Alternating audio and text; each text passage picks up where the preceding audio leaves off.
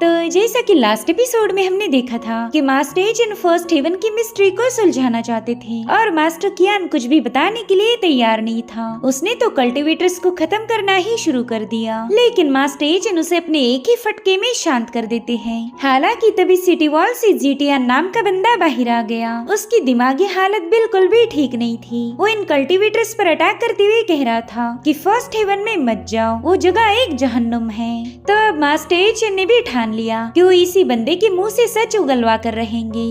अब आगे तो इस एपिसोड की शुरुआत उसी सीन से होती जहाँ पर कियार अपने घर वापस आ गई। वो कह रही थी कि मेरी वजह से जियांचू सिटी में काफी ज्यादा दिक्कतें हो गई, मगर फिर भी ग्रैंडपा ने मुझे जरा भी पनिश नहीं किया। इनफैक्ट वो तो मुझे असेंड होने का मौका देना चाहते।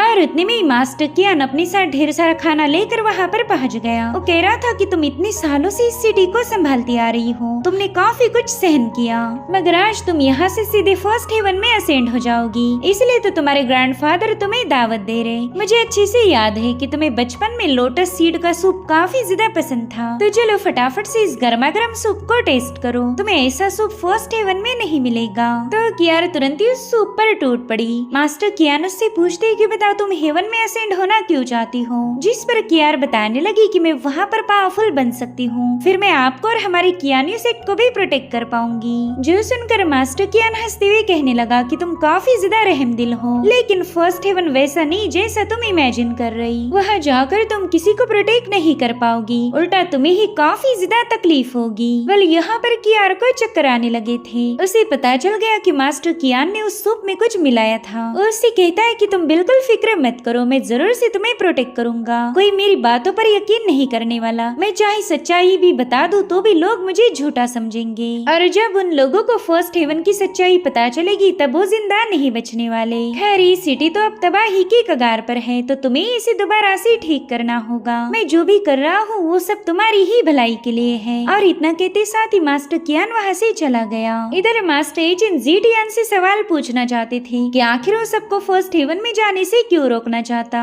लेकिन जीटीआन तो याओ से ही पूछने लगा कि बताओ तुमने मुझे धोखा क्यों दिया। जो सुनकर मुरांग कहती कि शायद ये बंदा याओ को मास्टर कियान समझकर इससे बात कर रहा है। इसकी दिमागी हालत तो बिल्कुल भी ठीक नहीं। मुझे नहीं लगता कि ये हमारी कोई मदद कर पाएगा। हालांकि आर्टिफैक्ट कह रहा था कि हम इसके बिगड़े हुए दिमाग का फायदा उठाकर इससे जानकारी हासिल कर सकते।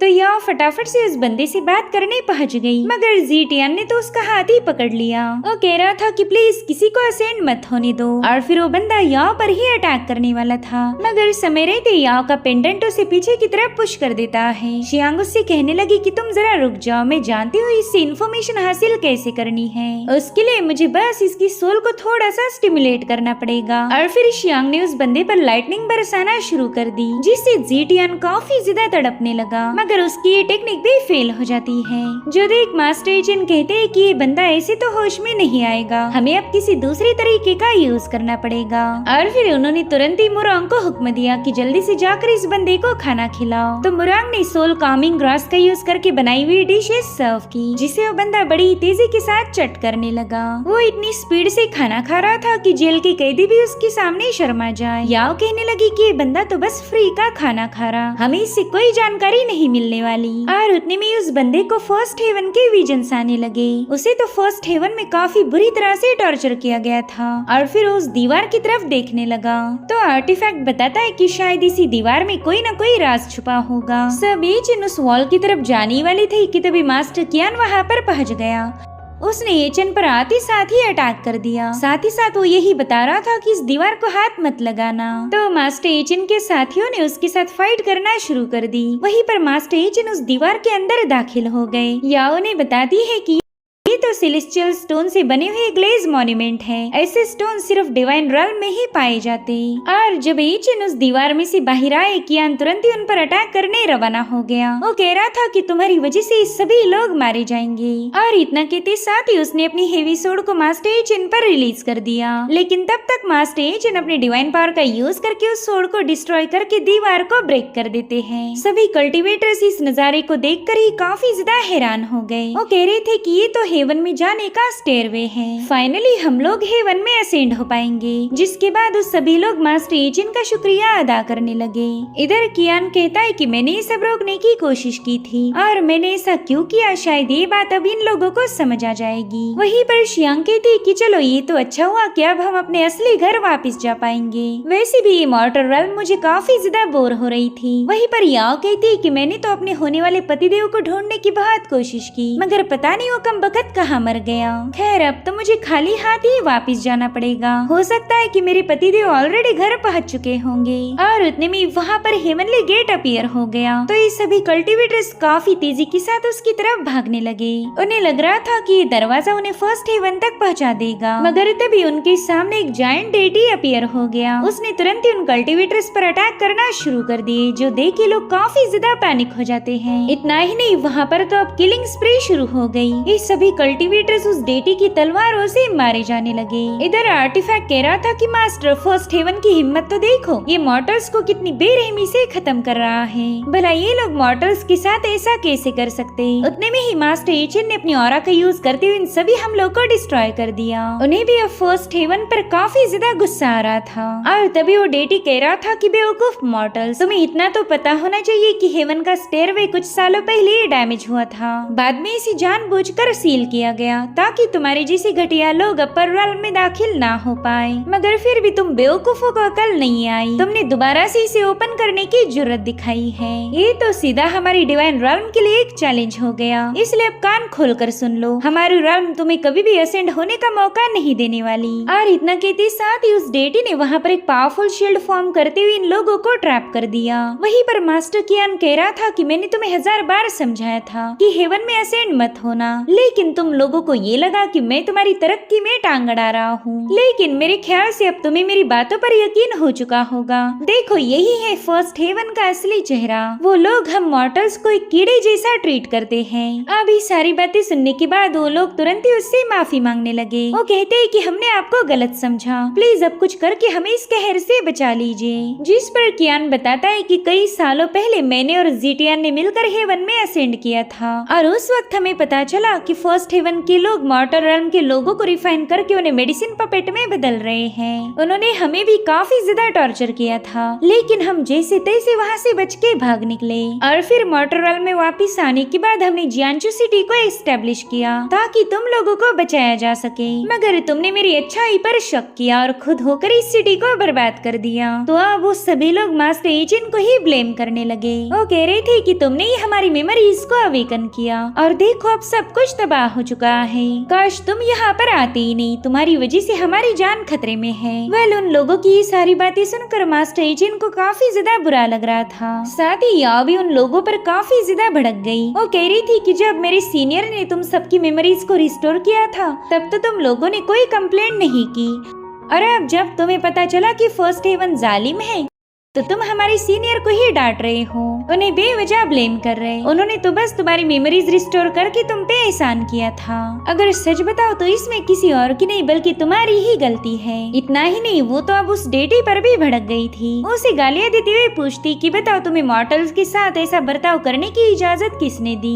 अगर तुझ में जरा भी दम है तो यहाँ आकर मेरा मुकाबला कर। जिस पर वो डेटी फॉर्म कहने लगा कि तेरे जैसी 2 कौड़ी की मॉर्टल एक डिवाइन को चैलेंज नहीं कर सकती, मेरे एक ही अटैक में तेरा एग्जिस्टेंस ही खत्म हो जाएगा। जिस पर याओ कह रही थी कि तू बिल्कुल टेंशन मत ले, मैं इस मॉर्टल रेल्म से बिलोंग नहीं करती। मगर उन दोनों की फाइट शुरू हो पाई इससे पहले ही जीटियान ने गुस्से में आकर उस शील्ड पर पंचेस हिट करना शुरू कर दिए ताकि वो आजाद होकर उस डेटी फॉर्म पर हमला कर पाए। जो देखो डेटी कहने लगा कि इस बार मैं तुम सभी को डिस्ट्रॉय करने वाला हूँ ताकि हमारी डिवाइन पावर का डोमिनेंस तुम्हें समझ आ जाए। और इतना कहते साथ ही उस डेटी ने ट्रू सन फायर से जीटियान पर हमला कर दिया, जिससे वो बंदा घायल होकर नीचे पटक जाता है। इधर शियांग बता रही थी कि ये ट्रू सन फायर तो काफी ज्यादा भयानक है, इससे हमारी मॉर्टल रेल्म पूरी तरह से डिस्ट्रॉय हो जाएगी। वहीं पर मास्टर कियान कह रहा था कि अगर मॉर्टल रेल्म को बचाना है तो मेरे साथ फोर्सेस ज्वाइन करो। जिसके बाद वो एक डायस की मदद से वहाँ पर बहुत ही पावरफुल एरी को क्रिएट कर लेता है। जो देखते साथ ही सभी कल्टिवेटर्स उसमें अपनी पावर्स को ऐड करने लगे, जिसके चलते उस फॉर्मेशन की पावर काफी ज्यादा बढ़ चुकी थी।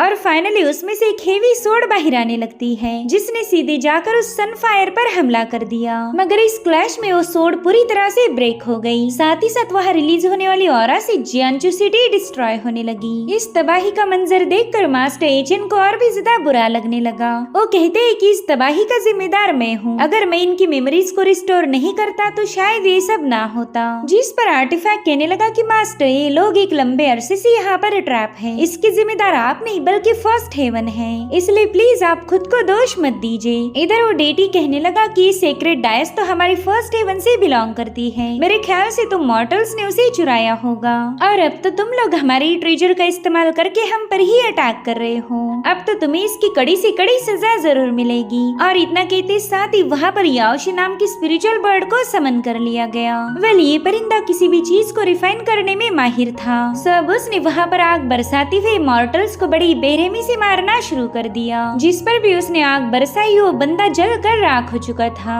और ये सब देखकर मास्टर एचिन काफी ज्यादा भड़क गए। उन्होंने एक ही सेकंड में अपनी डिवाइन पावर्स का इस्तेमाल करते हुए उस परिंदे को वहीं पर जलाकर राख कर दिया। जिसके बाद उस डेटी से पूछने लगे कि बता तुझे मॉर्टल्स को खत्म करने का अधिकार किसने दिया? डिवाइन रेल्म का वो कौन सा बंदा है जिसके ऑर्डर्स को तूने फॉलो किया? वेल मास्टर एचिन की डिवाइन पावर को देखते साथ ही उस बंदे के होश उड़ गए और डर के मारे कांपते हुए पूछने लगा कि बताए आप कौन हो? और तभी मास्टर एचिन का धर्मा फॉर्म उसके सामने एक माउंटेन जैसे खड़ा हो गया। उन्होंने काफी ज्यादा गुस्से में आकर अपने पाम के नीचे ही उस डेटी को क्रश कर दिया। जैसे ही उस डेटी की मौत हुई उसका डेटी फॉर्म भी पूरी तरह से वैनिश हो गया। सभी लोग समझ गए थे कि ये तो मास्टर एचिन का ही कारनामा है। और अब उस डेटी के डिस्ट्रॉय होते साथ ही डिवाइन रेल्म के 2 डिसाइपल्स नीचे पटक गए। वे वही बंदे थे जो कि आसमान में मौजूद सोर्ड फॉर्मेशन को कंट्रोल कर रहे थे। उन्होंने नोटिस किया कि मॉर्टर रेल्म में आने के बाद तो उनकी पावर काफी ज्यादा कम हो गई, साथ ही साथ यहाँ की स्पिरिचुअल एनर्जी भी काफी ज्यादा लो थी, जिससे वो तुरंत ही समझ गए कि वो लोग अब मॉर्टर रेल्म में आ चुके हैं। और उतने में जीटियान उन पर कूद गया तो बंदे पीछे हटते हुए कहने लगे कि प्लीज हम पर अटैक मत करो,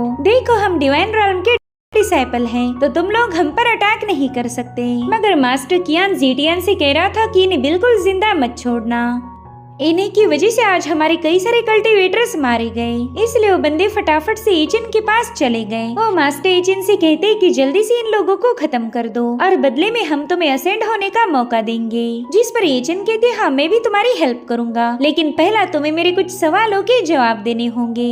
अब ये सुनते साथ ही वो बंदे काफी ज्यादा तेवर दिखाने लगे। वो कहते कि तू एक मामूली सा मॉर्टल है, इसलिए तू हमारे साथ बार्गेन नहीं कर सकता। जो सुनते साथ ही मास्टर एचिन ने उन्हें एक ही फटके में नीचे पटक दिया। वेल उनका फटका खाने के बाद ये डिसाइपल्स इतना तो समझ गए थे कि ये बंदा काफी ज्यादा पावरफुल है, इसलिए तुरंत ही मास्टर एचिन से कहने लगे कि हम तुम्हारे हर एक सवाल का जवाब देने के लिए तैयार हैं। वो कहने लगे कि फर्स्ट हेवन और मॉर्टर रेल्म के दरमियान की दुश्मनी के बारे में हमें कोई आइडिया नहीं, हम तो बस वहाँ की मामूली से डिसाइपल हैं। हमें अपने एल्डर से जो भी ऑर्डर्स मिलते हैं हम बस उसे फॉलो करते। थोड़ी देर पहला हमें ही उन डिवाइन सोर्स को रिलीज करने का हुक्म दिया गया था और देखिए यही वो आर्टिफैक्ट है जिसकी मदद से हम उस फॉर्मेशन को कंट्रोल कर रहे थे। उतने में ही मास्टर एचिन उस बंदे से पूछने लगे कि फर्स्ट हेवन में मॉर्टल्स को पपेट में रिफाइन किया जाता, क्या ये बात सच है? तो बंदा अपने हाथ पांव जोड़ते हुए बताने लगा कि ये सब तो हमारे एल्डर्स का ही किया धराया है, इसमें हमारी कोई गलती नहीं। जो सुनकर मास्टर कियान कह रहे थे कि हमारे मॉर्टर रेल्म के न जाने कितने ही सारे पावरफुल लोग इनके पपेट बन गए। उन्होंने जिंदगी भर मेहनत की थी ताकि उन्हें हेवन में जाने का मौका मिले, लेकिन वहाँ जाते साथ ही उन्हें पपेट में बदल दिया गया। तो आज हम जरूर से उन लोगों का बदला लेंगे। जो सुनते साथ ही वो डिसाइपल मास्टर एचिन के सामने रहम की भीख मांगने लगा। हालांकि for the first time master एचिन ने किसी की मदद नहीं की। वो अपने मास्टर को याद करते हुए कहने लगे कि आपने मुझे इमॉर्टल से मॉर्टल बनाया, मेरे ख्याल से इसके पीछे बस यही रीजन होगा। आप मॉर्टर रेल्म को मेरे जरिए इंसाफ दिलाना चाहती थी और फिर उन्होंने इन सभी लोगों से वादा किया कि वो मॉर्टर रेल्म को जरूर से जस्टिस दिलाएंगे। इसी के साथ एपिसोड यहीं पर एंड हो जाता है। Thank you so much for watching. Bye bye, take care.